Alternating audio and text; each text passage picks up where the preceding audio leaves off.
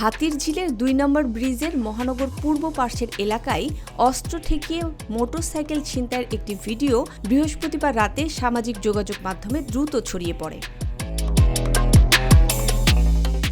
ভিডিওতে দেখা যায় হেলমেট পরা ২ যুবক মোটরসাইকেলের গতিরোধ করে চালককে মারধর করে ফেলে দেয়। পরে আরও ২ জন এসে মোটরসাইকেলটি ছিনিয়ে নেয়।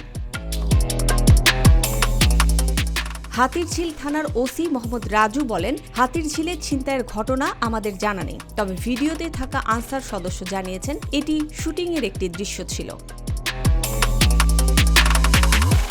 ভিডিওতে থাকা দায়িত্বরত আনসার সদস্য সুনীল গণমাধ্যমকে জানিয়েছেন, প্রথমে আমি ঘটনাটি বুঝতে পারিনি, পরে এগিয়ে গেলে জানানো হয় এটি শুটিংয়ের একটি অংশ, যা কর্তৃপক্ষের অনুমতি নিয়েই করা হয়েছে। ছিনতাইয়ের ৩২ সেকেন্ডের ওই ভিডিওটি আল আমিন ইসলাম সোয়েব নামের একটি ফেসবুক আইডি থেকে পোস্ট করা হয়, যাতে রাত ১:৩০ পর্যন্ত ৭ লাখেরও বেশি ভিউ হয়। তবে পরে সাকিব রাজ নামে আরেকটি প্রোফাইল থেকে শুটিংয়ের পূর্ণাঙ্গ ভিডিও প্রকাশ করা হয়।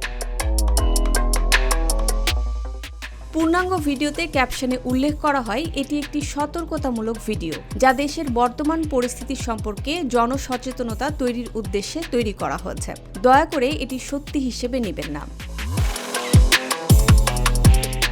ভিডিওতে দেখানো হয় ছিনতাইয়ের ঘটনার পর সংশ্লিষ্টরা সতর্ক বার্তা দিচ্ছেন এবং পাঠাও চালকদের নির্জন স্থানে সাবধানে থাকার পরামর্শ দিচ্ছেন।